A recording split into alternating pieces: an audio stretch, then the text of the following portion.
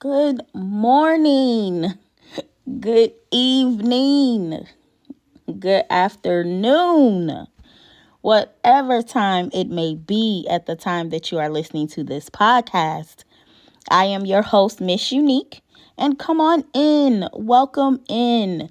This is Beyond Unique Shattered Dreams, where every shattered dream becomes a sometimes harsh reality.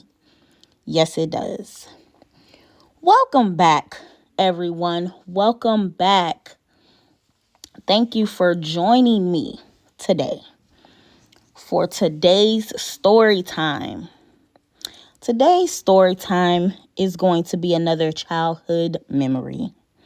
Yes, one that is so branded in my mind that it will never go anywhere, that I will always have all of the details. And it involves my one and only brother on my mother's side.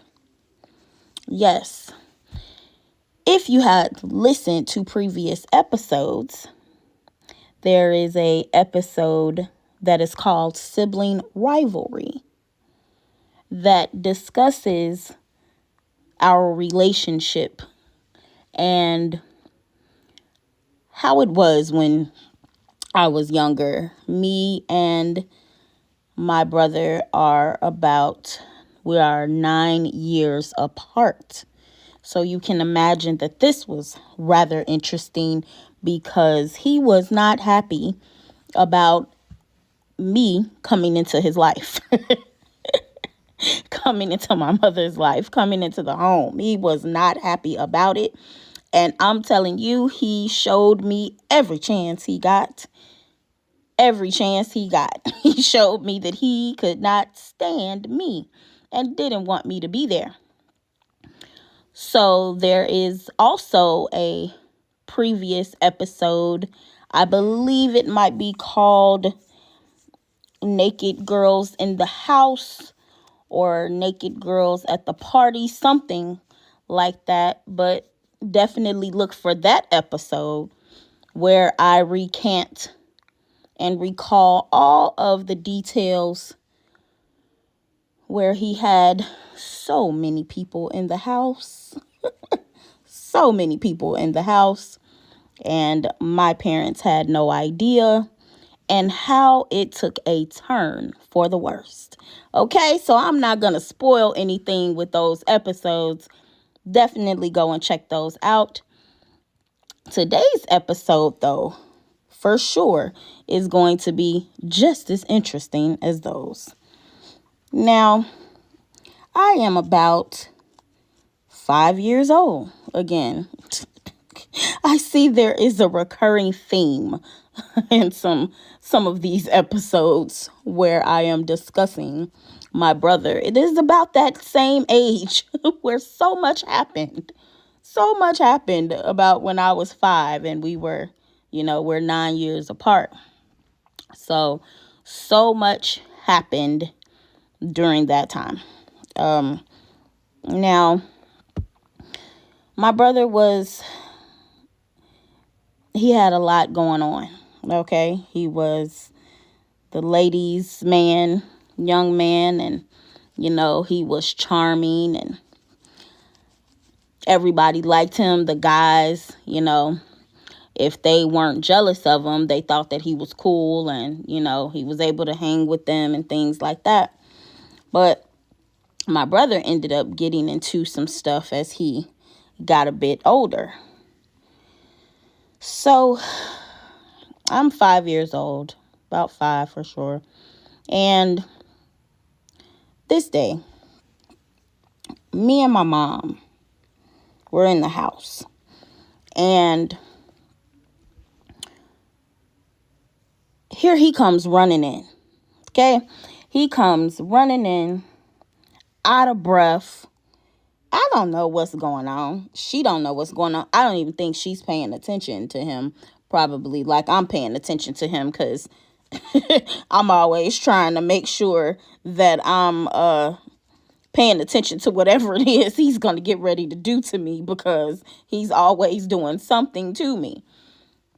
So I'm probably paying attention to him way more than my mom is, right? So he comes in and he's huffing and puffing and he's out of breath and all of that. And I'm watching him.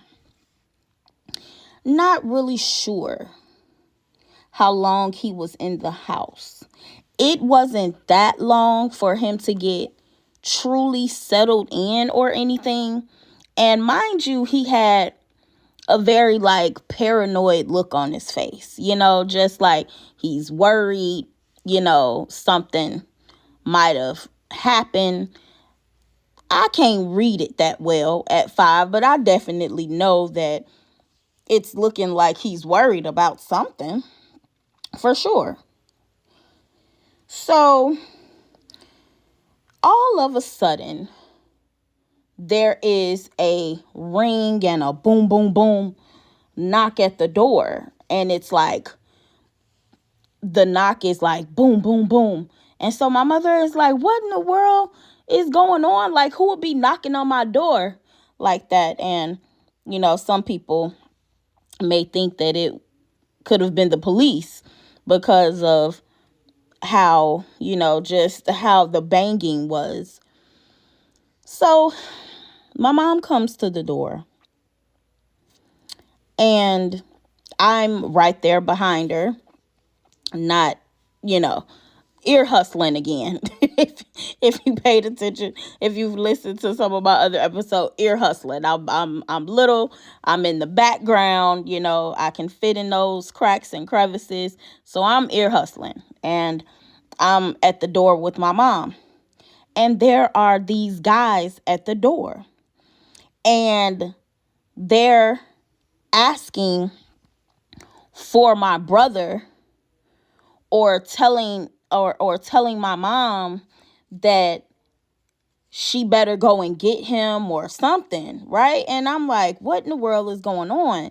So as I really listened to what's going on, she was like, what? So they're telling her that my brother, I'm sorry, they're telling her that my brother then stole some money from them, stole some money from these drug dealers. Okay? Now, my goodness, he steals money from them. And then this fool has the nerve to run home. Okay? Run home. You just stole from drug dealers and had the nerve to run home. So apparently they were telling my mom like they were finna like rush in our house, right? And I'm not sure how many of them it was. It definitely was more than 2. It could have been around 4 or 5, but and my mom was like, absolutely not. You're not finna come in my home. My daughter is here. This is where I lay my head. You're not coming in my house. She was like, hold on, I'll be right back. I'm finna go get him. Well, she's gonna go get him. And I'm just, once again, I'm dumbfounded by what it is that I'm listening to and what it is I'm hearing. And so my mom goes to look for him. And she was like, what did you do? And she was like, you done took from these dudes and you brought your butt back to my house? Like, why would you do that? You know that I'm here.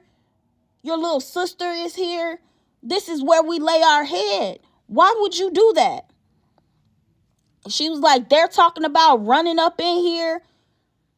And if I don't get you, then they running up in here. Ain't nobody running up in my house. You finna go out there. Uh-oh. Right? He's like, no, mama. Sorry. I mean, yes, now it's funny, right? it might have been a little funny to me then because I didn't really know what was going on. But he's like, no, mama, don't, like, don't put me out there. And she's like, she doesn't have a choice, right? So now my mom is one of those things that's like you stuck between a rock and a hard place. If you all have ever heard that term, I'm stuck between a rock and a hard place. Catch 22, any of those type of things. Like this is her son, right? And it's about 4 or 5 guys out there. And he's taking money from them. Now, where the money was, I don't know. I don't know what he did with the money.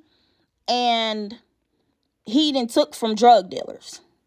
Okay? I'm thinking it was about $75 or something. I'm not really sure why that amount is even in my head associated with this story, but that is the amount that, that I remembered, like $75 or something. So I have no idea what he's done with this money. And so now, since he knows that she's getting ready to put him out there, he is like sweating bullets, okay? He's sweating bullets. He don't know what to do, right? He got that look on his face that he probably about to relieve himself, relieve himself on himself. He looked like he about to crap in his pants, do number 2, all of those things, right? Because all of a sudden, you can't believe that this is going on. Now, how can't you believe this is going on when your behind ran home? Like you came to the house. Once again, I don't know if it took a while for him to come to the house, because what happened to the money? And can't we just take this money and just like throw it out there at them and they'll be fine? But that's not what happened. So my mom's like, I'm sorry to do it, son, but I'm going to have to do it because they not coming in my house. I'm not letting them come in my house. And this is something that you did. So this is something that you're going to have to deal with. This ain't my situation. And I'm not finna let these dudes run in my house and tear my house up over something that you did outside of the house. And then had the nerve to bring it back here to our home. So my mom goes to the door. She opens up the door and they surely waited out there. They did. And my mom is like, y'all not coming up in here. He's coming out there. And he like, no, mama, no, don't put me out there. Don't make me go. Right. And she was like, I could only imagine, like, a mother's heart, right? Because what mother wants to be in a situation like that? Let's think about it, okay? What mother wants to be in a situation like that where they're going to have to put their child out because of some foolishness that their child has done? But that's where we're at. And she puts him, she pulls him, because he wasn't trying to get up out of there. And she kind of pulls him and then pushed him outside. And he falls down to the ground and grabs onto my mom's leg. So he's holding on, then wrapped both of his arms around my mom's leg. Mama, no. Please, mama, don't let me out here. Don't do it, mama. Don't do it. And so my mom is having to go on now, you gonna have to get off of me. Get off of me and go on out there and face whatever it is that's gonna happen. You gonna have to get off of me. So I'm watching my brother, just so much anxiety right now, extremely scared. So much fear is running through him, as you can imagine. And these guys, they waited until he was on her. And I don't think he unwrapped himself from her on his own. I think one of the guys might have pulled him off of her, like pulling at him, pulled him up off of her. And my mom had to hurry up and close the door. And I'm telling you, once she closed the door, oh my goodness, all we're hearing is hitting and things were happening, because this was like between two houses, right? It was the side of the house. And one specific sound that I heard definitely was our mailbox. We had like this metal, maybe mailbox or so. And these boys, guys, dudes, pulled the mailbox off the side of our house, and they're beating my brother with the mailbox. And all you hear is, ah, ah, ah, ah, mama, ah, right? So you can imagine that this is not, that it's not going well. And I'm looking at my mom, and this is the most worried and hurt and, that I've seen my mom look, because what was she supposed to do? Right? And so she's having to listen to her son get beat down by several dudes, and there's nothing that she could do about it. Nothing that she can do about it. And when I tell you, they tore him up. They really tore him up. They really beat him down really bad for that money and for doing what it is that he did. And all I know is I just kept hearing him being slapped up against the wall. It was brick walls too. And it just wasn't good. There's no way to describe, right? Fully describe the agony that was in my mom's heart over that situation, right? And finally, all the commotion calmed down, and the guys, and you didn't hear the guys anymore. And my brother and my mom, opened the door, and like my brother he looked like a rag doll. I mean, he was beat up, blood everywhere, black eyes, busted nose, lip, like they really messed him up. He lived to see another day, thank God, right? He lived to see another day, but they really messed him up. They really messed him up. And I believe he came back in the house. And I don't really know the conversation that was had after that, because what more can you say after something like that, right? What more can you say? And I don't remember saying anything to him, and I felt bad. I felt bad. I mean, it was funny to me at first, because I'm a kid, right?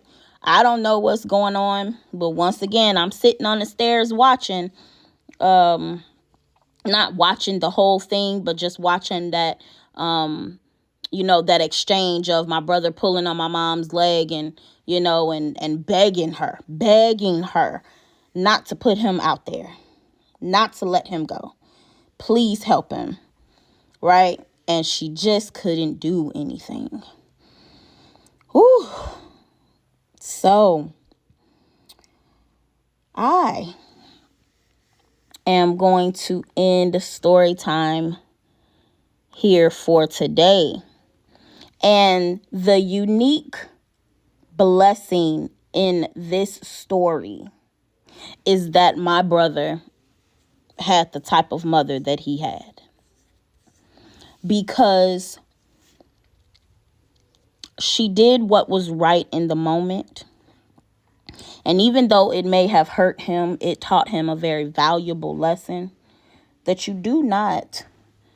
don't steal. First of all, you don't steal a drug dealers. You don't steal from drug dealers. Okay? Then you also don't do these things and then come home.